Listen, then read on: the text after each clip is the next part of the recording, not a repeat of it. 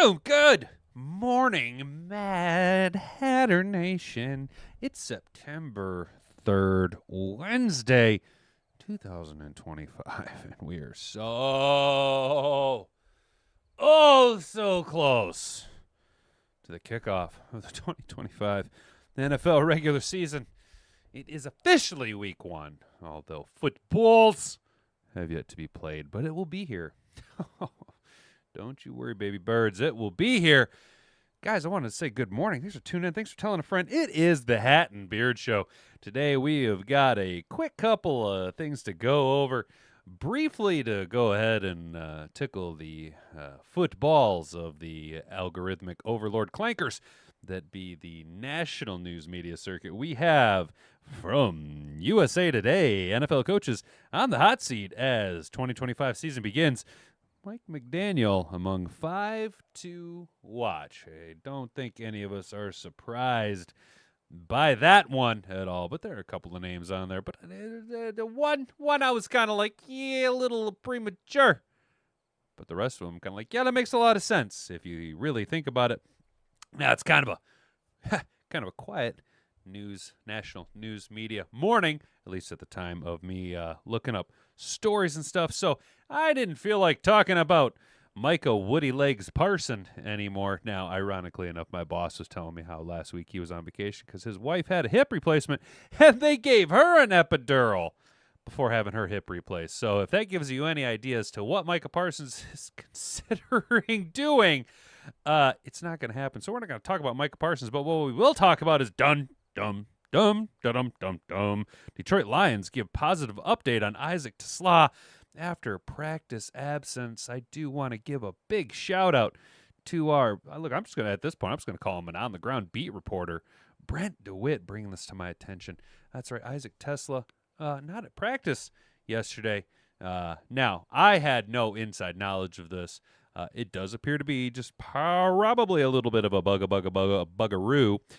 I was like, it's probably nothing important. It's probably just got the poops.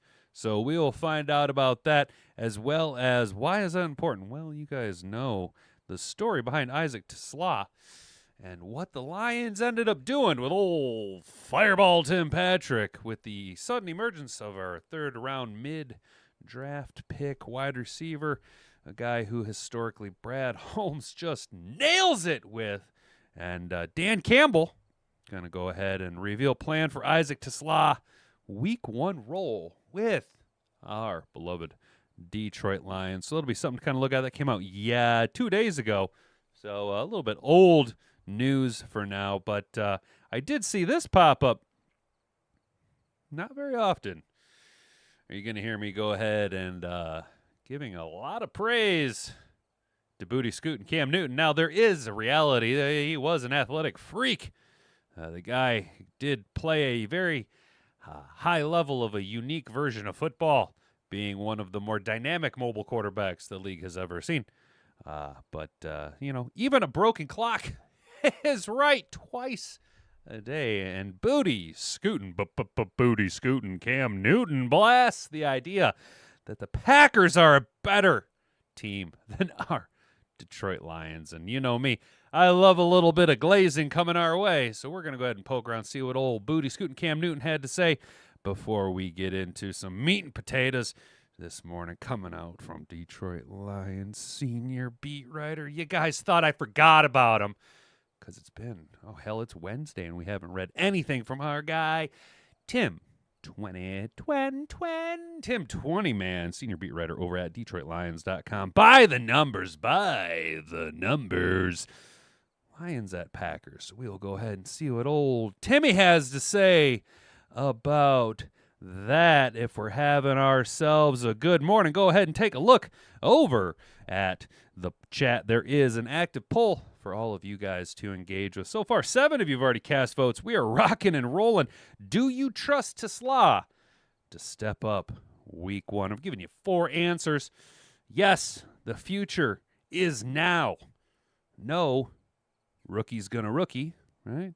Now, the third option here is, I think, something that we need to all realize is probably the reality of his statistical ceiling, be it that it's week one against a divisional opponent, banged up in the secondary as they might be. I don't really, with a Kenny Clark being gone and possibly Micah Parsons, see a reason for us to be very Isaac Teslaa heavy. Knock on wood, the game script goes away according to what we want it to. So 3 for 30, maybe 45, and maybe a red zone tuggeroo could be the option for you. And then finally, you can't forget our Midtown Manhattan mid. She sits atop the poll. AOC's got to step up them tatas with 43% of the vote. So you guys are right on where we need to be. Good morning, y'all Mad Hatters. How we doing? Chase, Clarice, Brent. How you doing, Brent? Mr. Detroit City, Jeff, Gennard. Brother, you have just been like showing up every day, my guy. Brother, I appreciate that, dude. Sam, how you doing? Sam Armstrong. We got everybody hanging out in the chat. Guys, we got to do the quick call to action. You know the drill. Go ahead and poke all my bells and ring all my buttons. Go ahead and walk on over to that subscribe button. Go ahead and subscribe to the channel if you're new here. Ring that notification bell so that you can be notified every time we go live Monday through Friday, 10 a.m. to 11 a.m. here at YouTube.com. We are the largest, fastest growing Detroit Lions and NFL content creation station, broadcasting from Grandma's Studio One exclusively in the 10 a.m. block. If you hit all those metrics, we are kicking ass. We are trying to get ourselves up to 800 subscribers very aggressively. We would love to see that happen by Sunday, but that's a big swing and a little maybe bit of a miss, probably more likely happening. But temper our expectations. The one way you can get that out to the masses. All right, you guys, there are two ways to do this. You can either bow down to the clanker overlords and destroy your social media presence, your timeline, and admit to everybody that you are a fan of the Hat and Beard Show, in which case you can go ahead and take that link, go ahead and click share. Over 77% of you watch this on mobile device. Go ahead and click share on the screen right there. Go ahead, click it there. Yeah, there you go. There you go. Click and go ahead and share that around on all your social media presences. Now, if you want to avoid that and you want to go ahead and circumvent the clanker overlords that dictate who gets to be sitting atop the ad revenue mountain, go ahead and just click share, right? Copy that link down on your clipboard. Go ahead and do that like 10, 15 times. Every time you do that, the clankers, well, the robots, they think that is a share every single time. So it's a good way to kind of circumvent that. Know that all of the things are out of the way, guys. Let's go ahead and get in the show. If you can say the word good, guess what? It means you're still alive. It means you're still breathing. And if you're still breathing, well then hell, you still got some fight left in you. So get up, dust off, reload, recalibrate, re-engage, and go out on the attack.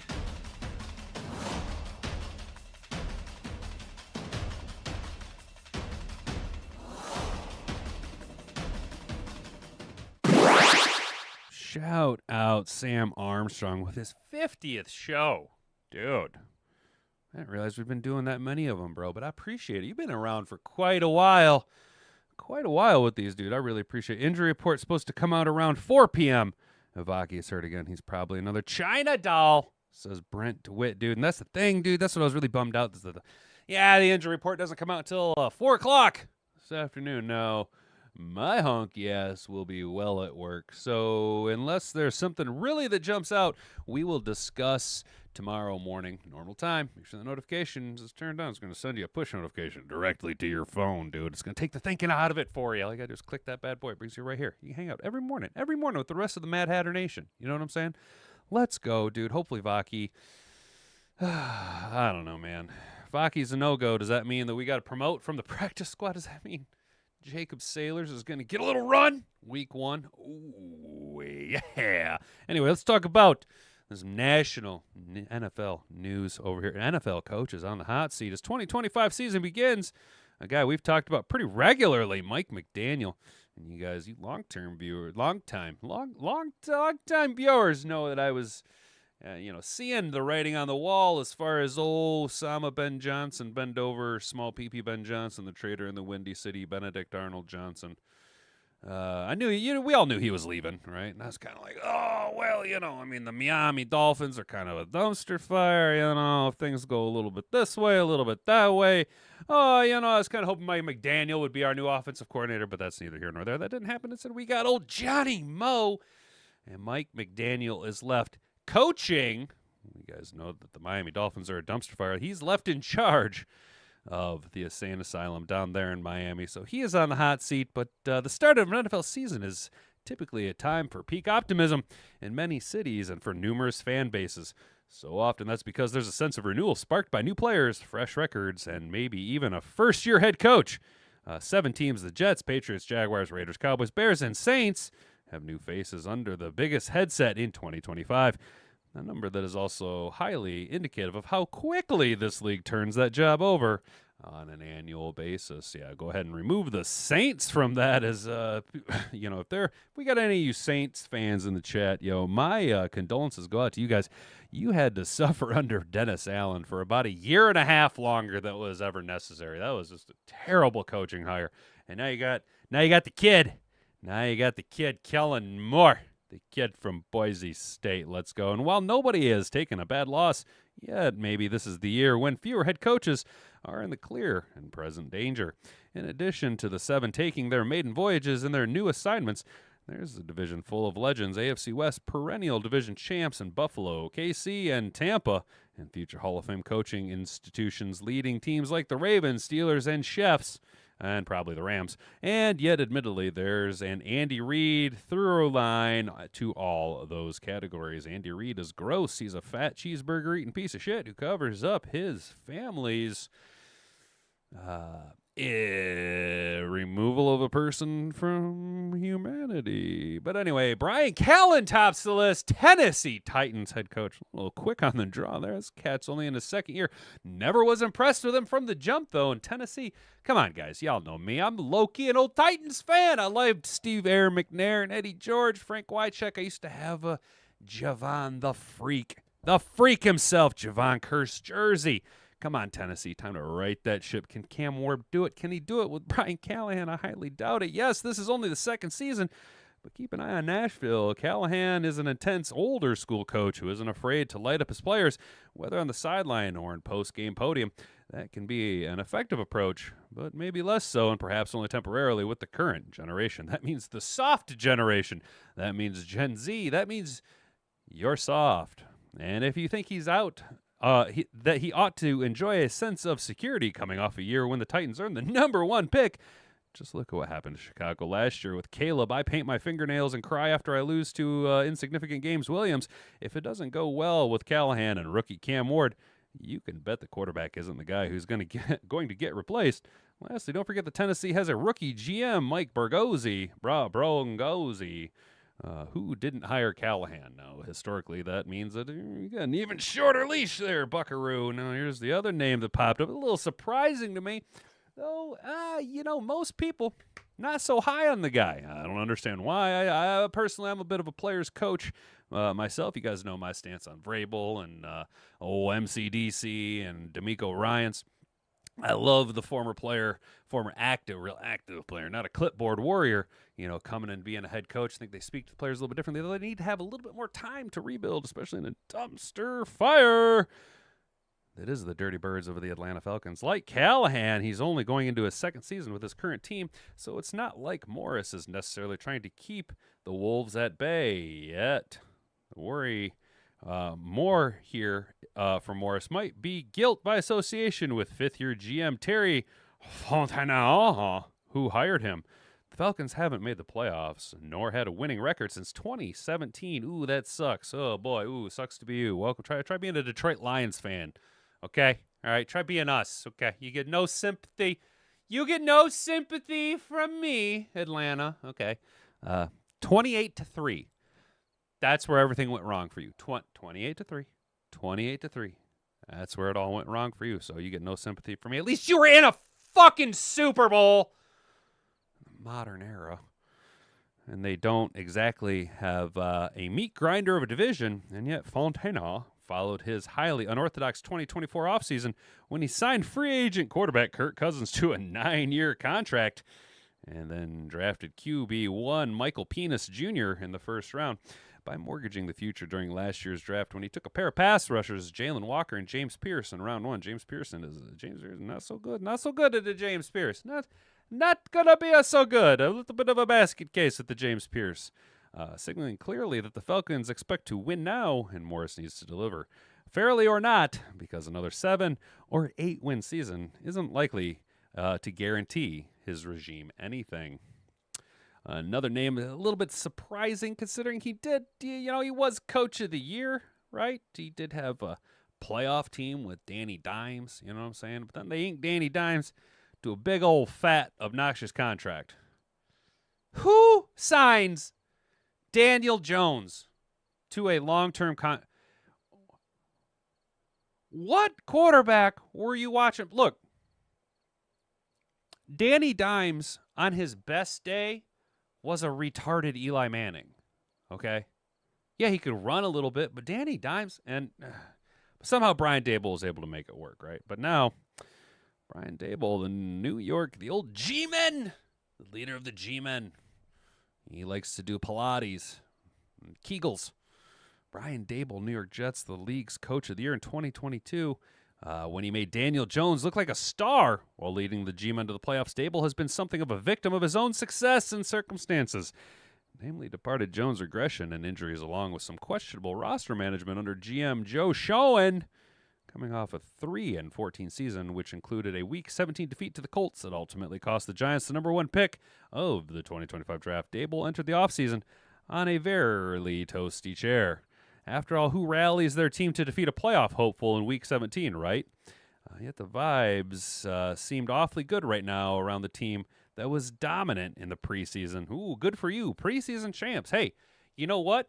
There was this team, the Detroit Lions once. They went 4-0. 4-0 in the preseason. Oh, man. Oh, we were like, yeah, buddy. Let's go. Oh, 4-0. Let's go.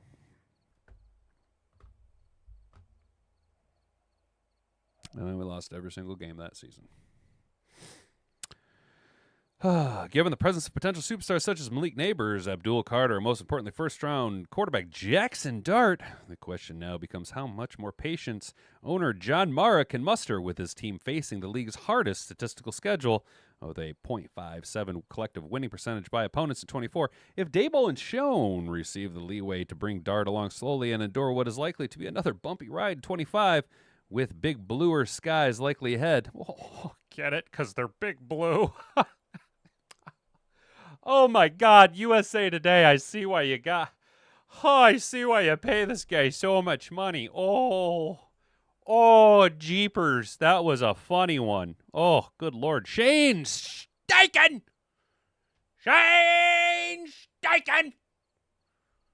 After receiving deserved credit for unlocking Jalen Hurts on the Eagles' run to Super Bowl 57 and 22, Steichen! Whether it's fair assessment or not, hasn't been able to get Colts QB Anthony "I'm a Bum" Richardson on a similar track since both arrived in Indy in 23. The recent decision to pivot to Danny Dimes Jones as the new starter is suggestive of how sideways things have gone with Richardson. Make no mistake, the Colts haven't been terrible under Steichen, but 500 win percentage is only going to cut it so far, or for so long. And for a franchise nearly 7 years removed from its most recent playoff win, boo fucking who, courtesy of Andrew Luck, and now operating at least under something of a new ownership version following the offseason death of GM Irsay, it's fair to wonder how much more gray Steichen, Jones, Richardson, and GM Chris Ballard enjoy here, entering a season with decidedly low expectation outside of this locker room. That's you guys can Shane Steichen can hype his men up all he wants, but ultimately, the reality is, dude, if you're rolling, brother, if you're actually rolling with Danny Dimes, the reality is you've got a 3-win ceiling, dude, like for real. Oh, and then finally, the guy we all expected to see, bottom of the list, old Mike McDaniel. Damn it, clicking buttons too hard. Shane Steichen, Mike McDaniel his redemption story following personal trials and tribulations as he climbed through the coaching ladder.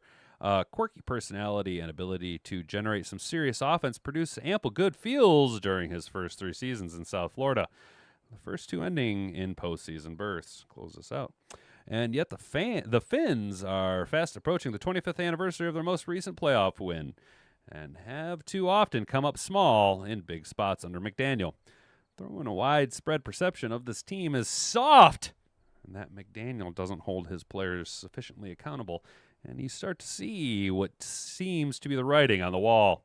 Owner Stephen Ross certainly left his mark on it in January when he issued McDaniel and GM Chris Greer the dreaded vote of confidence wrapped around an unmistakable message saying in a statement that read in part, quote, "Continuity in leadership is not to be confused with an acceptance that has status quo is good enough.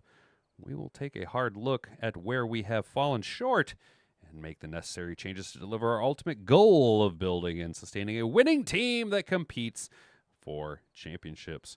Ooh, big words from the Miami Mid-Dolphins, who never have really wanted to chase in the modern era an actual championship. You guys are kind of like the Cincinnati Bumbles, just kind of middling. You know, yeah, you might get lucky. The Bengals did make that Super Bowl run, but ultimately lost to the Chiefs. And just kind of hang out in this gray area of mediocrity. You know, at least the Lions went from dumpster fire for decades to a winning organization with high hopes and a big old gigantic garage door size Super Bowl windows. Chat, how do we feel about these names? How do we feel about these coaches on the hot seat? How we doing, chat, down here, chat? All right, do. Injury report. Loved Aaron McNair. Me too, Sam. I was a huge Aaron McNair fan. I've burned at least 25 jerseys in my lifetime. No shit, dude. The only one I burned was my Ndamukong Suh jersey. Lions jersey. Yeah, that makes sense, dude, because we've just had so many good players come and go. And it just sucks. You know, I'm glad I didn't get like a Darius Slay jersey. I was a big like Louis Delmas fan. He ended up fizzling out, dude. Y'all remember Louis Delmas? Woo! Louis Delmas, he was kind of legit, man. He was legit for a little year or so there, dude. Orlovsky running out of the end zone that year, dude. Yes, that was the 4-0 year. That was the year we went 4-0 in the preseason. And then, oh, come on. And then 0-16 in the regular season, right? Oh, bollocks. There we go. Let's hope that light stays on now. Sorry about that, fellas. Speaking of death, did Alex hear about Obama Boyatoy dying randomly in the night? No shit, dude. Is that like the chef who just like mysteriously disappeared? They'll be calling him Shane Scheiser when he flops this season. Yeah, Shane Steichen. Not necessarily having the best tenure in Indy, which, you know, that's what happens though. Like that's something that unfortunately I think Bears fans are going to have to realize. Not unfortunately. I say unfortunately, like I really care if the Bears have a losing program. Fortunately for the Bears, they're going to have to learn that hard lesson too. That just because you're a good offensive coordinator doesn't mean you're going to be a good head coach. Guys, if you haven't already, do the things. Ring the bells, poke the buttons, subscribe, turn the notifications on. Share this, share it. Share this bad boy around as much as you possibly can. We're trying to grow here. Trying to get ourselves up to that 800 subscriber mark here. I think that'd be pretty cool. Pretty cool if we could pull that off. So now that you guys have done those things, let's go ahead and talk a little Detroit Lions ball. That's what we're here for, right? We're here to talk about the Lions. That's why we got the old Lions logo up in the back there. Detroit Lions give positive update on Isaac Teslaa after practice absence. This came out this morning. Detroit Lions rookie wide receiver Isaac Teslaa was mysteriously absent from practice on Tuesday, and there was no update on his status. After that, he was mysteriously absent. However, head coach Dan Campbell told 97.1 The Ticket that Teslaa was just dealing with a little bug and is expected to be back with the team on Wednesday. I was right. I said he probably just had the poops. And guess what? Yeah, a little bug. That means that's code for he had the poops. Lions coach Dan Campbell said on Costa and Jansen, the rookie wide receiver, missed practice yesterday with a little bug. Teslaa expected back in the building today. Campbell said he should be okay, Dave Burkett of the Detroit Free Press reported. Drafted in April, yep, we know that. After standing out in training camp, Arkansas product produced, stood out in preseason with 41 yards or more in 3 contests and a trio of touchdowns. Teslaa played well enough to earn a role, but as now that Tim Patrick has been traded to the Jaguars, the door is open for the rookie to seize the wide receiver role full-time. Campbell revealed earlier this week that Teslaa will see snaps week 1 and is going to be a contributor on special teams. That's what we're going to talk about next, so that leads us directly into it. The Lions will release their first injury report in 2025 season on Wednesday, so we'll have another update on Teslaa's week 1 status by 4:01 p.m. So keep your eyes and ears glued for that. So we did have this article come right here. We talked about it just a second ago. Dan Campbell reveals plans for Teslaa week 1 role with the Lions. Going to stay at sportingnews.com. Detroit Lions wide receiver Isaac Teslaa is widely expected to have a role in the team's offense right out of the gate this season. While head coach MCDC didn't reveal exactly how involved Teslaa will be in the offense, he did confirm on Monday that the rookie will get snaps as soon as week 1. Campbell added that Teslaa will also have a role on special teams. Lions coach Dan Campbell said rookie Teslaa, and he'll get special teams reps too, according to Eric Woodyard. Good. Teslaa wasn't on anyone's radar when the Lions drafted him in the 3rd round of the 2025 draft. And making a pick more surprising was the fact that Detroit traded significant draft capital to move up for him. The Arkansas product is on a track to proving general manager Brad Holmes made the right call, though, and as Teslaa was one of the team's biggest standouts in the offseason. He had a strong training camp. We just read that. Teslaa also had some impressive reps on special teams as a gunner, showing his value extends beyond just being a wide receiver. Teslaa's strong offseason has put him in line to grab an early role no matter what, but he got a significant push last week when Lions traded Fireball Tim Patrick to the Jacksonville Jaguars, which cleared the way for Teslaa to be the number 3 receiver. To get an idea of just how much Teslaa could play, if he fully takes over the Patrick role, the veteran wideout played on 59% of snaps last season. That's a shitload of exposure for him to get his rookie year. Of course, Khalif Raymond is also going to be involved behind Amon-Ra St. Brown and Jameson Williams, but as Campbell has said before, the team prefers not to overload Raymond's snaps on offense to save him for other things, meaning he's our number 1 kick returner, number 1 punt returner statistically. He's been a dynamic punt returner since coming to the Detroit Lions. Teslaa and the Lions begin their season at Green Bay and Lambeau Field on Sunday, September 7th. So that kind of deals with the poll question there, knowing that Isaac Teslaa, he's got the poops right now. It probably shouldn't hinder him too much. But Dan Campbell's like, yeah, look, there's a plan for him. He's going to, maybe not all on offense. He's going to be a contributor on special teams. But that kind of deals with the poll question here for you. Do you trust Teslaa to step up week 1? Yes, the future is now has 42% of the 12 votes. No, rookie's going to rookie with 0%. 25% of you say 3 for 35, maybe 45 yards, and maybe a red zone tugger. I actually think you'll see Isaac Teslaa. He's 6'4". He's got a pretty good vertical, and he makes, at least in the preseason, really good contested catches. I think you'll see Isaac Teslaa be more of a red zone threat than what we were initially expecting when drafting him. I think at the time when we drafted him, and at least through the majority up until last week, the conversation was, obviously Sam Laporta, Fireball Tim Patrick, but now you remove Fireball Tim Patrick from the equation, and Teslaa really just becomes that guy. I mean, we've seen it in training camp, we've seen it in preseason, the contested catches, but he also brings a probably the same level of run blocking ability that Fireball Tim Patrick had. Jameson Williams is still going to kind of lead the way as far as your downfield run blocking wide receiver, at least whenever you look at the big plays. It's relatively, 9 times out of 10 is JMO freeing up the running back to get past the second level with relative ease. I think Teslaa has a very good run blocking pedigree as a rookie. A lot more explosive, obviously, with a ACL and Achilles still organically intact, unlike Fireball Tim Patrick, as well as age is going to be contributing factors to that. But I do think Teslaa really fills that role well. Patrick was on the field 59% of the time.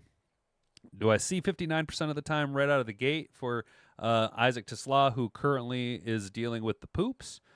Probably not. Probably not. Probably more what I would feel like this week if Parsons isn't a go, and we're going to keep beating this drum. If Parsons isn't a go, Kenny Clark's no longer in town. I just don't see unless the Packers come out and shut it right down. There shouldn't be a necessity for Teslaa to get a ton of reps because theoretically, I'm seeing a lot of 2 tight ends, 2 wide receivers. More of a heavier set. A lot of running the ball. A lot of running the ball against the Packers. Wear them down, ground and pound, and just really take it to them. But Teslaa, 3 for 30, 45, maybe a red zone tugger. Definitely in the realm of possibilities, just simply because of his size and contested catchability that he's shown throughout the preseason. And then with 33% of the vote coming in second place, AOC's got to step up them tatas. So how we feeling? Chat, assault that like button. Hell yeah, Chase. I appreciate that, dude. I appreciate it. Clarice shared. Thank you so much. I appreciate that, ma'am. You are, I was going to say a gentleman and a scholar, but I'm drawing a blank as to what the lady equivalent to that would be. You are a lady and a damsel. I don't know. I don't know how that works. Teslaa not going to take snaps from JMO. I've got him starting on in fantasy. Sam, that's right, dude. So did you end up getting all the Lions that you wanted in fantasy, brother? Weren't you talking about grabbing Jahmyr Gibbs, number 1 overall at one point, brother? Which, I mean, I'm not opposed to that, dude. I'm not opposed to that at all. I can tell you one guy who's not a fan of JMO getting a ton of snaps and not being usurped by Teslaa. That'd be our guy, Mr. Detroit City. How you feeling, Mr. Detroit City? Do you think that JMO's going to lose out on some production? I've always been one of the guys. LOL, you won't offend me. Right on, Clarice. I appreciate that. I don't know what the female equivalent to gentleman and a scholar is, so we're just going to go with you're a lady and a damsel. Gibbs, JMO, Goff, and Bates. All right, Sam, dude. So, now, it's been a few years, okay? But your boy used to be really hot and heavy on daily fantasy sports. So what you got there, dude? You got Gibbs at the number 4. Who went number 1 overall? Was it Saquon? Did Saquon go number 1 overall? Let me guess. Saquon, and then probably like a Jamar Chase. I don't follow fantasy as much as I used to. If you want really good, look, guys, if you want really fucking good season-long fantasy football content, you got to check out the fantasy footballers on YouTube. You got to check those guys out, dude. They're legit. I won 2 championships because of those guys back in the day. But what I see here with your Gibbs, Goff, JMO, and Bates is a really, really nice Chase went. Yeah, okay. So Jamar Chase went number 2 overall. Exactly. That's what I was kind of thinking. So you got yourself a real nice Lions stack there. Sam, I see what you're doing. I'm hoping you got a little bit of if we're gonna look at your fantasy team as like a stock portfolio, hopefully you got a little bit more diversification in there. And if the Lions were to okay, Hurts is your starter for now. All right, you're set. You're straight. Okay, you're golden. You're golden, brother. You're golden. You're might as well slot you into championship now, dude. Especially when JMO has that 1,600-yard season that I'm calling for, brother. Yeah. So if JMO and Gibbs hit the seasons I'm calling for him to have, bro, with Bates, you should be a championship contender. Like just pencil you in right now, dude. Just pencil you in right now. All right, guys. I did see this little blurb, and we'll watch the clip from it. That hit the old oil can. Cam Newton blasts the idea that the Packers are better than the Lions. All right. Hope you don't lose Wi-Fi. Lakeshore about to get hammered again. Thunderstorms incoming. That's right. There are storms of brewing, Brent. Batten down the hatches, brother. Or do the thing that we all do and stand out on your front porch and watch the storm. Coming to us from Yahoo Sports, Cam Newton blasts the idea that the Packers are better than the Lions. It's not very often I'm going to agree with that. Kind of whack-a-loon there, old booty scooting Cam Newton. But the hot take machine is sputtering as we inch toward week 1 of the NFL season. Former Carolina Panthers quarterback Cam Newton said Friday that the Mike Parsons trade doesn't make the Green Bay Packers a true threat to the NFC. Let's go! Preach! Newton, who just signed a multi-year deal with Espen, will expand his role on first take so the Packers can't be a threat until they've overcome the two-time back-to-back NFC North Division champs, your Detroit Lions, baby. Let's go back-to-back two-time NFC North champs. Now, they're not better than Detroit. Even after this Micah Parsons pick, Newton said, you can't say that with a straight face. That they are. Whew. Damn. Coming in with some reality on that one, Cam Newton. Booty scooting. The Packers acquired Parsons, a 26-year-old pro, in exchange for 2 first-round picks and 3-time Pro Bowler Kenny Clark. Parsons then signed a 4-year, $188 million deal to stay in the frozen tundra of Green Bay. The topic on First Take that Newton was responding to suggests that the Packers would now be the biggest threat to Philadelphia in the NFC. Are the Packers still one of the youngest teams in the NFL? Absolutely. Is Mike Parsons still a young player? Absolutely. These are things that you can grow and build upon. But when you're saying they're instant Super Bowl contenders, no, not so fast. I'm not going for that. Let's check it out. Let's just hear it in his own words.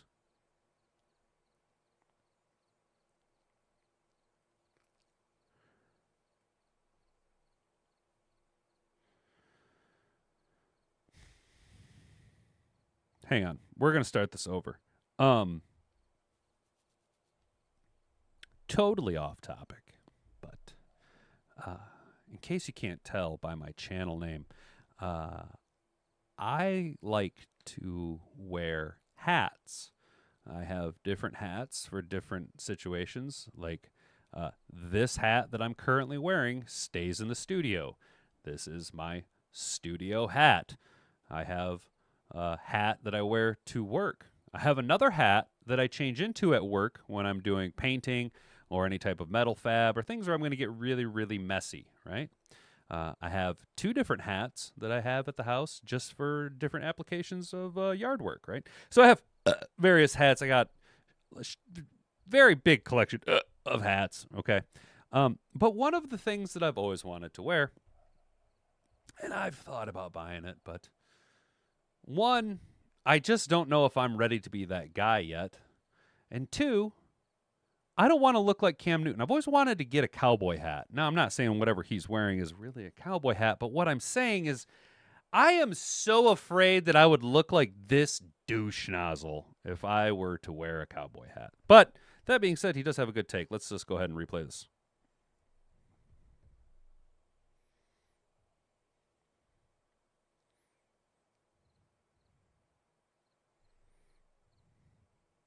What is this aesthetic? What is this like? The only thing I can come up with is Urban Cowboy, but that's a movie starring John Travolta. Or, yeah, John Travolta. John Travolta?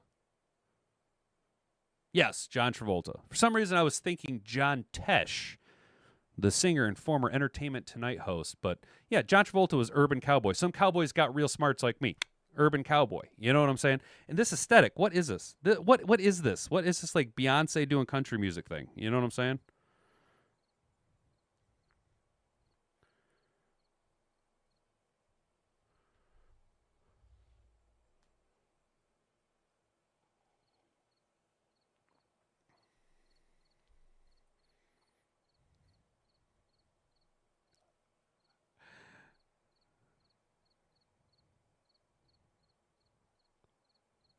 Yeah, within the next 3 years. What up, broski? How you doing, brother? I would look horrible in a cowboy hat. Also, exactly, Chase. What is he wearing?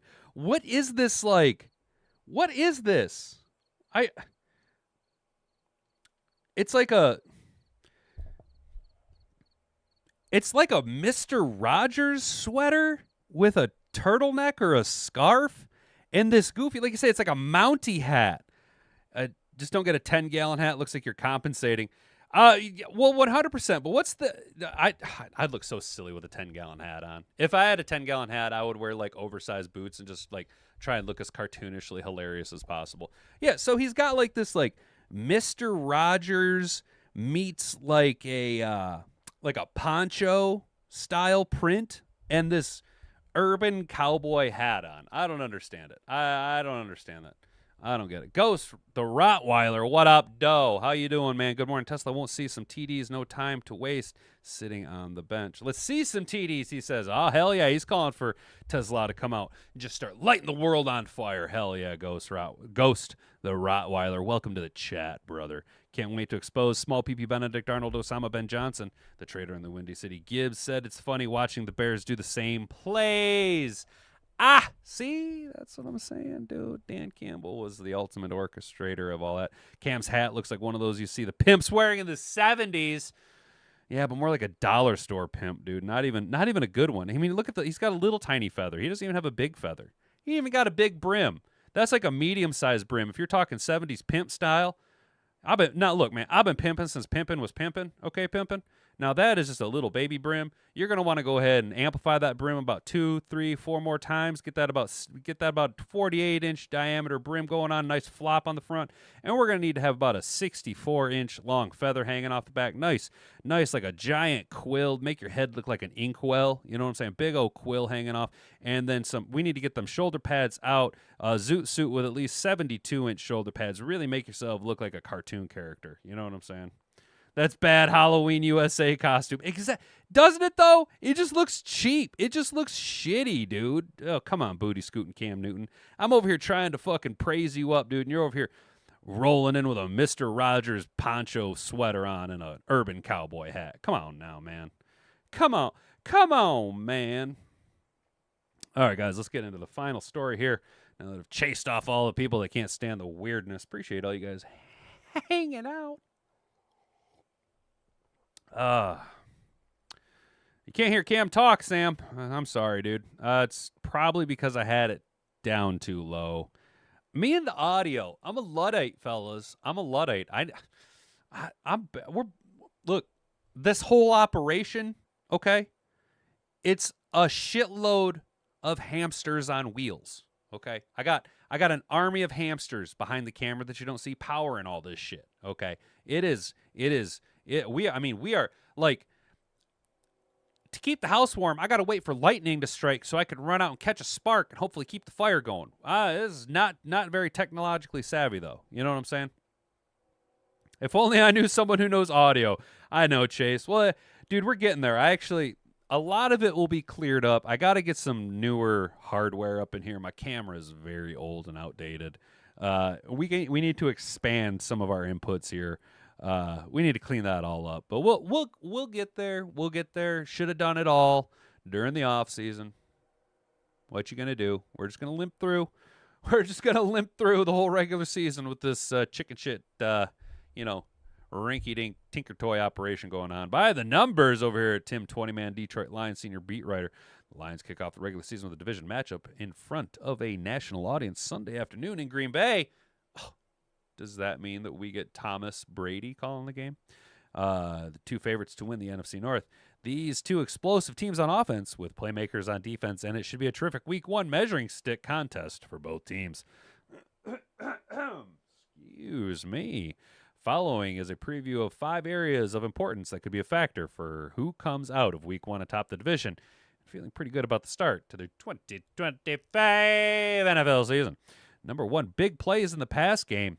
Green Bay had one of the best big play passing attacks in the NFL last season, ranking 4th with 59 completions of 20-plus yards. Green Bay heads into 2025 with the potential to be an even better passing attack with the addition of wide receiver Matthew Golden and Savion Williams. Detroit's defense allowed 62 completions of 20-plus yards last year, but the play of the secondary has been impressive. Not to mention, we're actually healthy, okay? In training camp, the Lions believe they can marry their rush and cover much better than with the return of edge rushers Aiden Hutchinson and Marcus Davenport, always injured. Hopefully he stays healthy. Come on, Marcus Davenport. Oh, I hope you've just I've hoped. Okay. So the reason Marcus Davenport looks so good is the whole time that he tore his tricep, he's just been marinating in a pool of HGH. And he's going to be a superhuman and actually be healthy for the whole season this year while we make our Super Bowl run to beat the Buffalo Bills in the Super Bowl 59-0. On the flip side, Detroit's offense generated 62 completions of 20-plus yards in 2024, which was third most. Green Bay's defense allowed the second fewest 20 yards touchdown receptions with 4, and were in the middle of the pack, allowing 48 completions. These are two offenses that generate a lot of big plays in the passing game. Which defense can limit the most? Number 2, protecting the quarterback. The Packers just acquired one of the best pure pass rushers in the NFL, but he's got a blown-out back. The jokes, the Fudge Packer blown back jokes are just like so easy to make. You know what I'm saying? You almost feel, you almost feel bad for punching down. Until you remember it's the Packers, and fuck the Packers. You know what I'm saying? The Packers just acquired one of the best pure pass rushers in the NFL. Mike Parsons, who has 52.5 sacks through his first 4 seasons of the NFL. The Packers already had a pretty good pass rush, recording 45 sacks last season, ranking 8th best. Detroit finished top 10 in the NFL, allowing quarterback Jared Goff to be sacked just 33 times. Detroit is starting 3 new players along their interior of their offensive line, and Graham Glasgow at center, and Christian Mahogany and rookie Tater, the Motor City Mullet, at the 2 guard spots. The return of Hutch and Davenport has been huge for Detroit's defense in camp. Can those two make big impact pressuring quarterback Jordan Love week 1? Green Bay allowed just 22 sacks last season and return a strong front offensively. Only Buffalo allowed fewer sacks than Green Bay last year. Last season, teams scored a touchdown or field goal on just 26% of their drives in which they took a sack. They scored a touchdown on those drives just 8% of the time. So it's going to be important that Hutch is killing Jordan Love. And, Marcus Davenport. Marcus Davenport. I know you got it in you, bud. If you can just stay healthy. If you could just do me this favor, Marcus Davenport, and just stay healthy, and we can remove the Davenport name from your moniker. You can go back to being Marcus Davenport. And then once you've proven to be healthy through the whole season, you can go back to being Marcus Davenport. But you got to do well, and you got to stay healthy. Those are the evolutions. We need to have It's evolving. Marcus Davenport has evolved into Marcus Davenport. Let's go. Ground and pound, the number 3 thing. The offense in Detroit and Green Bay start with the run first and foremost. Both clubs were a combined 9-0 last season when they had a 100-yard rusher in the game. Green Bay ranked 5th in average rush yards per game with 146, and Detroit was right behind them at number 6, averaging 146.4. 146.8 versus 146.4 per game on the ground. The Packers have this thing, though. They really put a lot of carries and a lot of workload on Josh Jacobs. I mean, he is – how long can he sustain that type of a workload? You know what I'm saying? Like, how long can he continue to be the only horse in Green Bay? At least Detroit, we can divvy it up between the two. God forbid anything happens to them after that, but at least we got the 2 that can be the number 1 if something were to happen. Detroit's defense was number 5 in the NFL last season, averaging 98 yards rushing per contest. Green Bay was 7th with 99. When it comes to running and stopping the run, these two are very similar teams. Who can establish the run more consistently and get their play-action pass game going? How will losing Pro Bowl defensive tackle Kenny Clark in the Parsons trade affect Green Bay's run defense? It's going to be a huge impact. Are you fucking kidding me? You're losing your all-pro defensive nose, and you're replacing him with a guy that's got 60 less pounds. And Micah Parsons isn't going to be able to play. Even if Micah Parsons can play, he ain't going to be good. Look, you're really going to run Woody Legs out there and expect him to stand up to Penei Sewell and Tate Ratledge, followed by a David Montgomery punch in the face? Oh, no, ain't going to happen. Third down, Detroit swept the series against the Packers last season in large part because they were dominant on third down. Green Bay outgained Detroit 411 yards to 261 in the first matchup in Green Bay Week 7, but were just 3 for 12 on third down. 1 for 4 in the red zone, and had an interception by none other than the Green Bay Packer Slayer, Kirby Joseph, returned for a touchdown. Detroit won 24-14. The Lions won the second matchup on Thanksgiving at Ford Field in a shootout, 34-31. Detroit had 391 yards of offense, and Green Bay had 298. Both teams were really good in the red zone, going 4 for 5. The biggest difference in the contest was Detroit going 7 for 15 on third down and 4 for 5 on fourth down, while the Packers were just 1 for 5 on third down. Detroit's defense was number 1 in the NFL on third down last year, allowing just a 32.4% conversion percentage. Green Bay's offense converted 40% of the time on third down, tied for Pittsburgh for 15th in the league. And finally, the number 5 thing that we have to look at is passing inside the 30. These two were good pass defenses inside their own 30-yard line last season. Detroit ranked number 1, lowering a passer rating of just 79.0. Green Bay was 7th at 97.8. Detroit tied with Dallas and Seattle with 4 interceptions inside their own 30-yard line. That's the part of the field where everything gets condensed and there's less space to operate in. It takes a precise passing game to be effective in the red zone. Jordan Love, not so great at that. He's got the big arm, but not so great. Not so great. There were 12 teams in the NFL last season that had over 100 passer rating inside the opponent's 30-yard line. Detroit ranked 3rd, and Green Bay was 7th. Who can make more of those plays in the passing game and scoring territory to make sure touchdowns don't turn into field goals? Well, it's going to be pretty easy when Detroit's not going to let the Packers cross the 50-yard line until deep into the fourth quarter when we are already up 34-0. Nada. I'm talking big blowout. Talking 100 yards each for the guys on the ground. Jahmyr Gibbs adds another 50 in through the air. A couple of tuggers for Jahmyr Gibbs. Probably a touchdown for David Montgomery. Go ahead and throw a touchdown to Amon-Ra. Why not toss in a JMO touchdown? How about everybody? Everybody gets a touchdown. We're gonna Oprah Winfrey the touchdowns on Sunday. You get a touchdown, and you get a touchdown, and everybody gets a touchdown. You know what I'm saying? We're just gonna be handing them out like they're fucking like it's candy on Halloween, dude. I can't wait to just fuck the Packers right out the gate, dude. It's so many years ago, this would be like, fuck, man. We got to play the Packers week 1, just starting the year off right, just shitting right in my hat. And now it's like, I can't wait to fuck the Packers out the gate. Ah! I can't wait to get 2 games up on the whole division right out the gate. Let's go. Let's fucking go. I'm very excited for Green Bay. I'm going to keep saying it. Guys are going to hear it today, tomorrow, and Friday. Ground and pound, fellas. If Micah Parsons decides to play with a epidural, you go right at him. You go right at him early and often.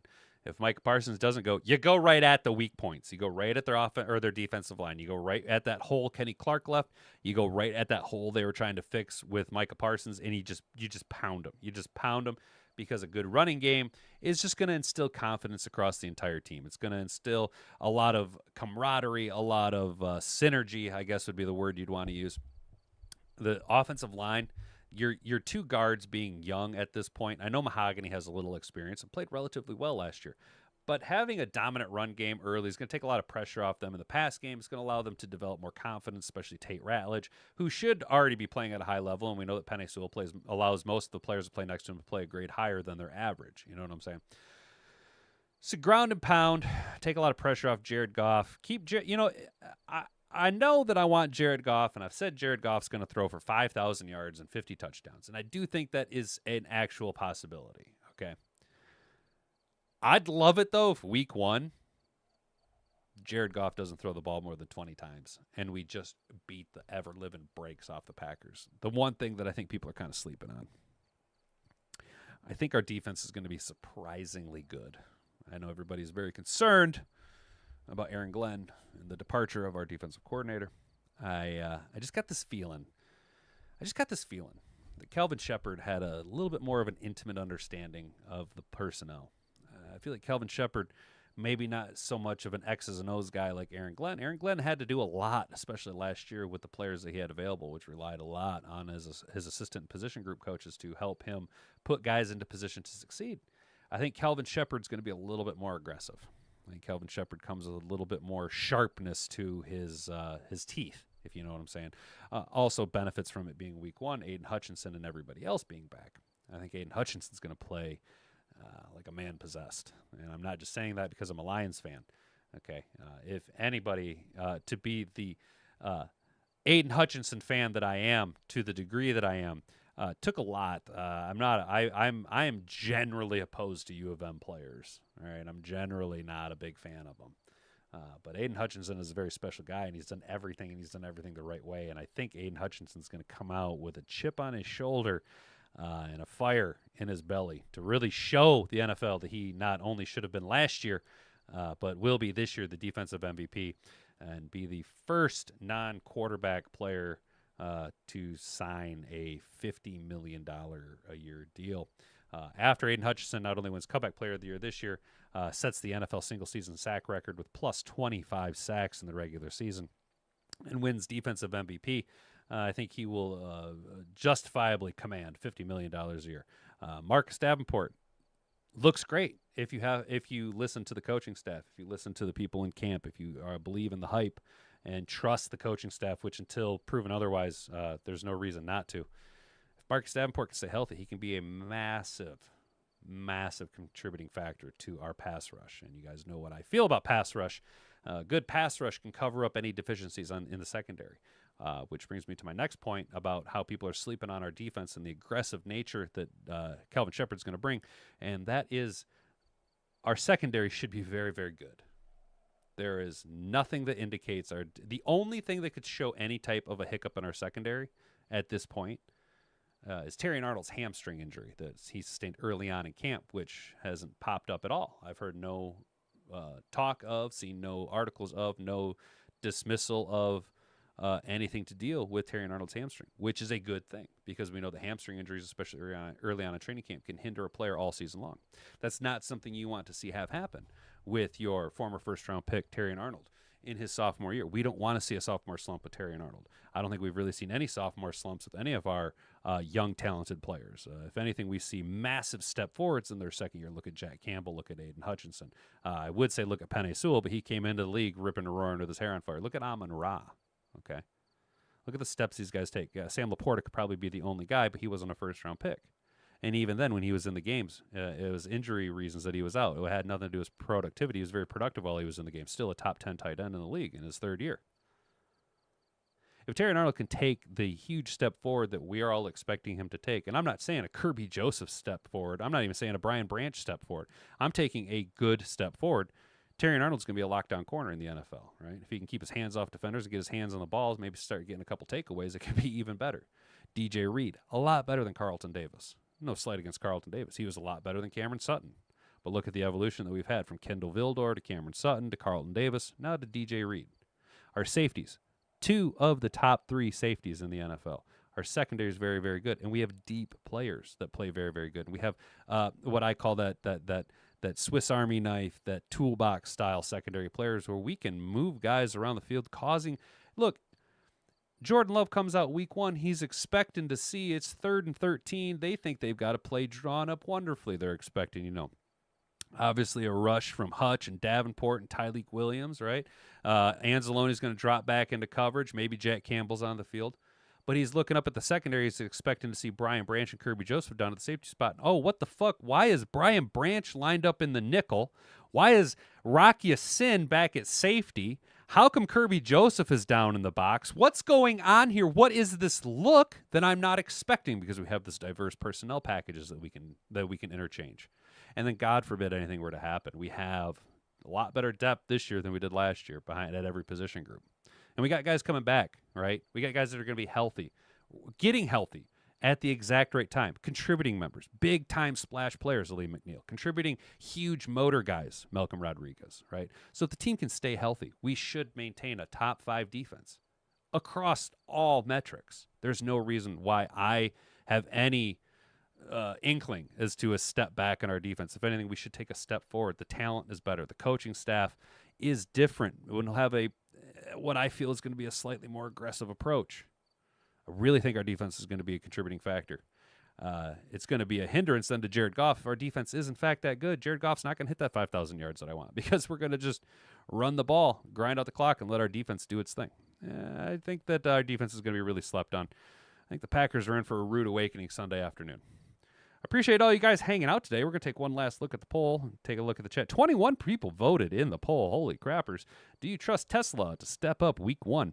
Yes, the future is now with 57% of the vote. Absolutely no biases there. No homers in the chat. No rookie's going to rookie. Somebody trying to keep us all tempered and our expectations on a realistic plane. 3 for 30, maybe 45 yards, maybe a red zone tugger with 14% of the vote. And then 24% of you say AOC's got to step up them tatas. Thank you to all 21 of you who voted in the poll. We're going to go ahead and close that down. One last look at the chat. How we doing? If you only knew someone who knew, Bigley, Davenport marinates in cesspool. Better ask somebody. Got stuck with Josh Jacobs on my number 2 running back. Damn, Sam, that sucks, dude. Oh, bro. That sucks. Twice a year, that really sucks. And then all year long, having to watch Packers stats, that sucks, dude. You know what, though, brother? If he's starting to do pretty well, and you can package a hell of a deal to unload one of your 2 quarterbacks and a Josh Jacobs for, like, a very serious number 1 wide receiver, you have capital to go ahead and maneuver. The circle of life completes. AG sucks ass. All right, Mr. Detroit City, that's fair. Was a DB and couldn't even coach DBs. That's true. Uses position coaches as fall guys for 4 years, firing them all and letting them fall on his sword. That's true, dude. We did rifle through the DB coaches. I was very disappointed that Dre Bly wasn't a success here in Detroit. Looks like everybody's agreeing with you. Never an AG fan either. Look, here's the thing. I never thought Aaron Glenn was really that great of a defensive coordinator. I couldn't understand from a defensive coordinator metric where all the hype was coming from for him being a head coach in the NFL. It's the personality. It's the demeanor. It's everything outside of just the X's and O's of being a defensive coordinator. I think Aaron Glenn is a good leader of men to a degree. Okay. He's no Dan Campbell, and Ben Johnson is no Aaron Glenn. See what I'm saying? So I think that Aaron Glenn will be the bigger loss to Detroit as far as a rah-rah leadership position. But from a pure defensive coordinator standpoint, I'm telling you, dude, I've had this special feeling about Calvin Shepard for a few years now. I think Calvin Shepard's going to be the guy to unlock our defense and make the Motor City the mayhem capital of the NFL. Let's go, you guys. So today we talked about some NFL coaches that are on the hot seat. Isaac Teslaa and what his role could be, his absence from practice yesterday, that he's got the poops, what his role could be coming up week 1 against Green Bay. Does he hit 59% of those Tim Patrick snaps? Cam Newton says Green Bay, there is no way that the Packers are better than the Detroit Lions at this point. Maybe in a few years, but unfortunately he said it with a big stupid urban cowboy hat on and a weird Mr. Rogers poncho. Did not like that. And then we took by the numbers from Tim 20man over at DetroitLions.com. Just so you guys are aware, all links are available down in the description below. Go ahead and take a look at that. If you haven't already, share this video around with all of your friends, family, or just copy this link down on your clipboard below. Circumvent the clanker overlords, right? Subscribe to the channel if you're new here. Ring that notification bell. Assault the like button. Hit it with a 2-piece and a biscuit before you depart out the door. Guys, I appreciate you. Thanks for tuning in. Thanks for telling a friend. That's what we love about you guys, dude. All y'all hanging out in the chat, engaging. AG is terrible in front of the microphone. Sam, that is true. He had an awful presser the other day. But you know what? Maybe he'll learn. I mean, let's not forget Dan Campbell. We're here to bite off kneecaps, and everybody made fun of him. Things can change, right? Deshaun Foster for UCLA had a terrible first press conference 2 years ago. This year was a lot different. Things can change, and maybe things can change. But the Jets are not an organization that I would want to be coaching. Let's be real. It just seems like a big fucking mess. You're the little brother of the Big Apple's big brother. You know what I'm saying? And that's not really where you want to be. Also in the AFC, it just kind of sucks because everybody but the Bills just kind of sucks. Just kind of sucks, so.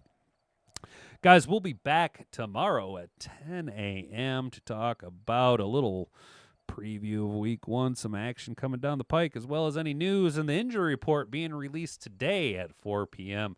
So we'll know what's going on with guys, what we can expect. Looking forward to week 1. If there's any news, any real breaking news, probably check out the community posts. If not, we'll see you back here tomorrow morning, 11 a.m., 10 a.m., 10 a.m., 10 a.m., 11 a.m., 10 a.m. Eastern Standard Time. Damn, I'm fucked up.